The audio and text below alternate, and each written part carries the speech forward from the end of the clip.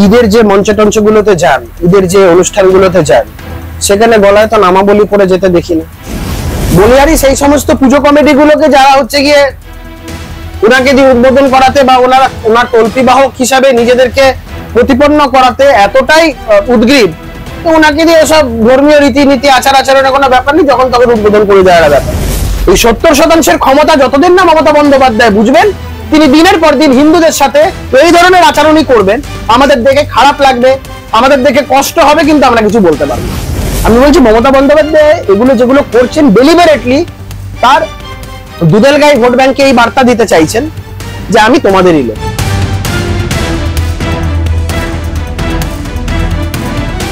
আপনাকে মাধ্যমে স্বাগত। দাদা, আমরা দেখলাম আমাদের রাজ্যের মুখ্যমন্ত্রী হাতিবাগানের পুজো উদ্বোধন করতে গেলেন এবং সেখানে তিনি একটি চাদর চাইলেন এবং চাদরটি একেবারে হিজাবের মতো করে পরে উনি পুজো উদ্বোধন করছেন। কিভাবে দেখছেন বিষয়টা আপনি? কিভাবে দেখবো, কিভাবে দেখা উচিত? কোনো ঈদের যে মঞ্চ টঞ্চগুলোতে যান, ঈদের যে অনুষ্ঠানগুলোতে যান, সেখানে গলায় তো নামাবলী পরে যেতে দেখি না। এখন ওটা করতে গেলে বলবেন যে ওদের ধর্মীয় সেন্টিমেন্টে ভাবাবেগে আঘাত, কিন্তু সবটাই হিন্দুদের উপরে।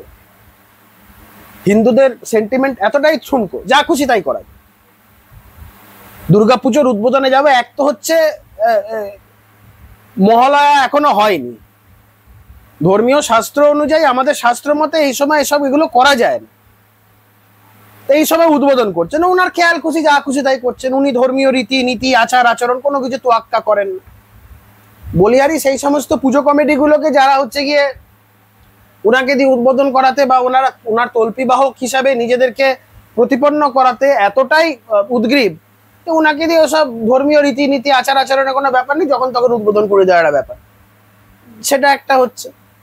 দ্বিতীয়ত, এই জিনিসগুলো করা ডেলিবারেটলি হিন্দুদের সেন্টিমেন্টে আঘাত করা।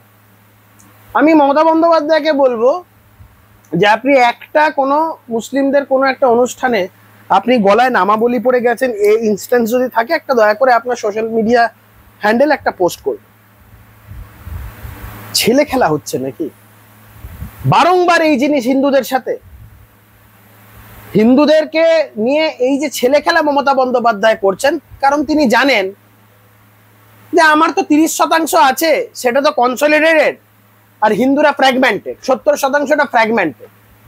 হিন্দু সম্প্রদায়ের যারা রয়েছেন তাদের উদ্দেশ্যে বলবো, এই ছাই টাইম আসুন না, আমরা সবাই মিলে ওনাকে একটু 70% ক্ষমতাটা বোঝাই। এই 70% ক্ষমতা যতদিন না মমতা বন্দ্যোপাধ্যায় বুঝবেন, তিনি দিনের পর দিন হিন্দুদের সাথে এই ধরনের আচরণই করবেন। আমাদের দেখে খারাপ লাগবে, আমাদের দেখে কষ্ট হবে, কিন্তু আমরা কিছু বলতে পারবো না। 2026-এর নির্বাচন এই 70% ক্ষমতা বোঝানোর দরকার, এবং আমি দৃঢ়তার সাথে বলতে পারি হিন্দুরা সেটা করবে না। উনি যেভাবে চাদরটা নিলেন, সেটা কি কোনো বার্তা দেওয়ার? না, একদম ডেলিবারেটলি হিন্দুদের অপমান করা এবং তার 30% ভোট ব্যাংকে আরো সুন্দর করে কনসলিডেট করা। তিনি বোঝাতে চাইছেন যে আমি হিন্দুদের মঞ্চে হয়েও দেখো তোমাদের মতন করে মাথায় কাপড় দিই, আমি তোমাদের মতন, আমি হিন্দুদের মতন নই। 30%কে কনসলিডেট করার টার্গেট। আমরা বলছি 70%, এরপরেও যদি কনসলিডেট না হয়, আমাদের জন্য ভয়ঙ্কর দিন অপেক্ষা করছে। না, উনি বলছেন যে বৃষ্টি হচ্ছে, ওনার গলায় ব্যথা রয়েছে, এবং তিনি সেই সঙ্গে বলছেন যে আরো 2500 পুজো উদ্বোধন করতে হবে, তাই জন্য উনি মাথায় ওভাবে কাপড়টা দিচ্ছিলেন বা মাথায় কাপড় দিলেন। আমি বলছি হিজাবের মতন করে না দেওয়াও তো যেতে পারতো, কাপড় তো অনেক ভাবে দেওয়া যায়। আমিও তো মাথায় কাপড় বাঁধি, লোকে বলে পাগড়ি বাঁধি, যেরকম যেভাবে বাঁধি, মাথাটাকে প্রোটেক্ট করার জন্যই বাঁধি। কারণ আমার এই সরকারের বিরুদ্ধে আমি পণ করেছি যে সরকার যতদিন, মমতা বন্দ্যোপাধ্যায়কে যতদিন না উৎখাত করতে পারছি, মাথায় চুল গজাতে দেবো না। তো আমাকেও তো মাথা প্রোটেক্ট করতে, আমারও মাথায় পাগড়ি বাঁধতে হয়, কাপড় বাঁধতে হয়। তো মমতা বন্দ্যোপাধ্যায় ওইভাবে না বাঁধুক, অন্যভাবেও বাঁধতে পারে, আমাকে তো হিজাবের মতন করে বাঁধতে হয় না। হিজাবের মতন করে কেন বাঁধতে যাবে? আর মমতা বন্দ্যোপাধ্যায় এরকম যখন করছেন, কখনো কখনো ওই মুসলমান ধর্মের যদি কোনো রকম কোনো অনুষ্ঠান থাকে, সেখানে কেন গলায় নামাবলী পড়ে যান না? আমার এটা একটা প্রশ্ন আছে।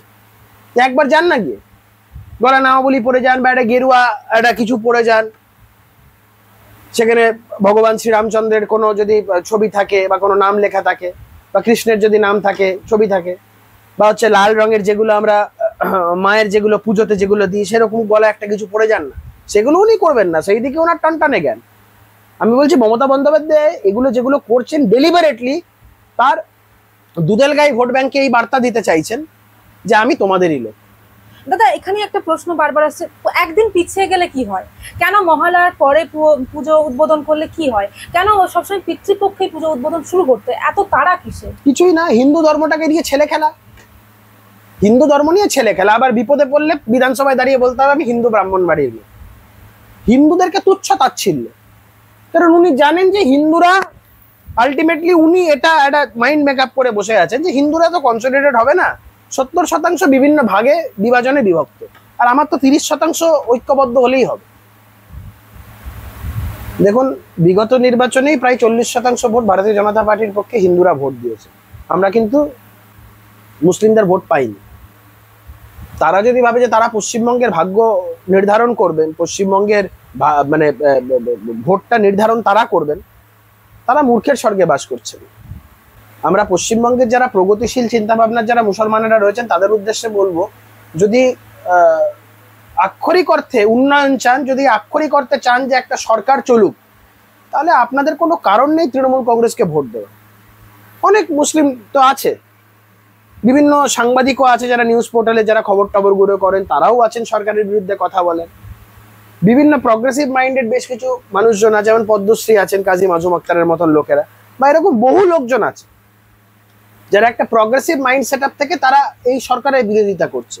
কিন্তু সার্বিকভাবে সংখ্যাগরিষ্ঠ মুসলমানেরা তারা হচ্ছে গিয়ে, তাদের এটা মনে ঢুকে গেছে তৃণমূলই আমাদের বাঁচাবে, তৃণমূলই আমাদের সবকিছু করবে, তৃণমূল না থাকলে আমরা বোধহয় কোথাও ভেসে যাব। তো তারা এই যদি একটা ভ্রান্ত ধারণা নিয়ে থাকতে চায়, তারা থাকতে পারেন। তাদের এমন ভাববার বিষয় নেই যে তাদের ভোট ছাড়া আমরা ক্ষমতায় আসতে পারবো না। বিগত নির্বাচনে 40% ভোট হিন্দুরাই ভোট দিয়ে ভারতীয় জনতা পার্টির পক্ষে 40% ভোট দিয়েছে। মোটামুটি আর 5% যদি হিন্দুরা কনসলিডেটেড ওয়েতে ভোট দেয়, তাহলেই মমতা বন্দ্যোপাধ্যায়কে রাজ্য থেকে আর খুঁজে পাওয়া যাবে না। আমরা সেই চেষ্টাই করছি। পশ্চিমবঙ্গের হিন্দু বাঙালিদের উদ্দেশ্যে আমাদের বক্তব্য যে এই নির্বাচনটা আমাদের কাছে অগ্নি পরীক্ষা। দেখুন, আমাদের কাছে যাওয়ার কোথাও জায়গা নেই। হিন্দু বাঙালিদের হোমল্যান্ড হচ্ছে পশ্চিমবঙ্গ, ওদের যাওয়ার বহু জায়গা আছে। আমাদের এবারে সপরিবারে বঙ্গোপসাগরে ঝাঁপ মারা ছাড়া কোনো উপায় নেই। The sooner we understand, the better is for us. Bharat के हृदय प्रदेश मध्य प्रदेश की धरती, जहां परंपरा और प्रगति का संगम है, और यहीं भोपाल में पहली बार आयोजित हुआ ग्लोबल इन्वेस्टर्स समिट 2025। प्रधानमंत्री नरेंद्र मोदी जी के कर कमलों से शुरुआत और केंद्रीय गृह मंत्री अमित शाह जी का मार्गदर्शन। इसमें शामिल हुए 9 देश, 25,000 से अधिक निवेशक और 100 से ज्यादा विदेशी प्रतिनिधि। समिट में हुए 89 MOUs पर हस्ताक्षर, 600 से अधिक बीदोग और 5,000 प्लस बीदोग मीटिंग्स, 26 लाख करोड़ से ज्यादा निवेश, जिनसे 17 लाख से अधिक रोजगार सृजित होंगे। मुख्यमंत्री मोहन यादव के नेतृत्व में सिंगल विंडो सिस्टम, 29 दिन में भूमि आवंटन और उद्योग एवं रोजगार, वर्ष 2025 जैसी पहले मध्य प्रदेश बना देश का तीसरा सबसे बड़ा निवेश आकर्षण। यह सिर्फ एक समिट नहीं, बल्कि आत्मनिर्भर भारत की दिशा में मध्य प्रदेश की ऐतिहासिक छलांग है। मध्य प्रदेश उद्योग एवं रोजगार का नया गढ़।